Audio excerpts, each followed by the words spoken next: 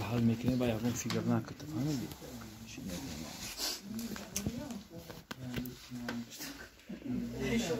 حالت میکنم ایشون ما یکم فکرش میکنم برادر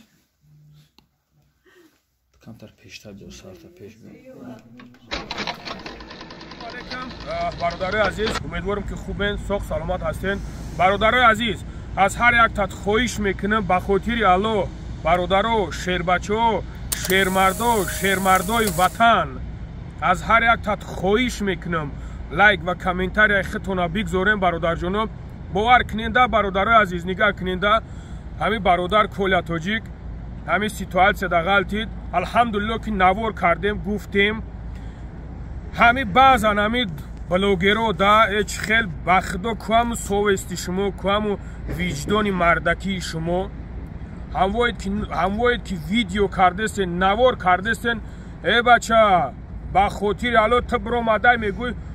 تو درو ما ایسید که دیل زیخ شدم می خیل شدم ای مردکی خوب ها بچه در همین جا گفتیم که ای برادرو خطیه بی کارتوهای همو را بگیرین بمونین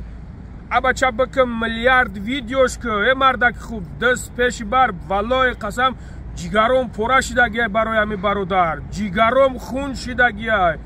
ها مردک خوب ها بچه همو کارتای همی را در می پایانش بمونی که بگوی که برادر جونو اینمی کارتای همی برادر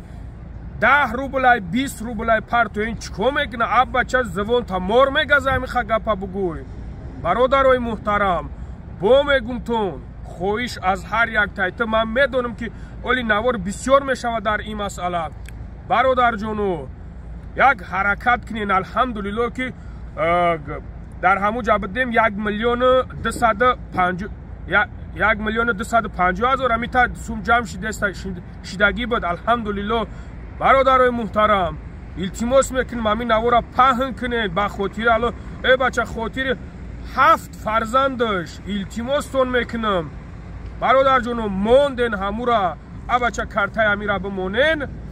مایل خیب میخواه چکوی میکنی کردم بگی نو ما همی گپا نمیگفتیم برادر جونو میگفتم که خیلی نگفتم شون ای بچه در موجا گفتم زورتون کم نولتون کم برادر ستویتش دستوینی برادرش ایرا مدل دادن در کور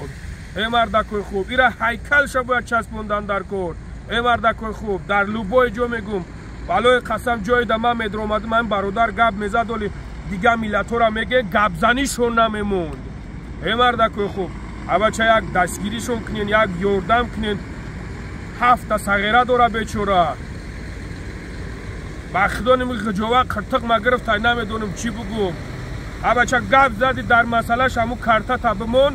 بلوگرای محترم از هر یک تات خواهش میکنم همین مسئله را سخت بگیرین بچه یک نوار که در این مسئله این برادر 4 تا چخ 4 تا گپ زن کارتاش بمون الحمدلله که از کلان تومیدت خواهش برادرانه علای مهربان نگهبانتون باشه کمتر در احساسات دوده شیدم برادر شما بفهمینم با خدا نمیدونم کجا را بخپم خدا نگهبانتون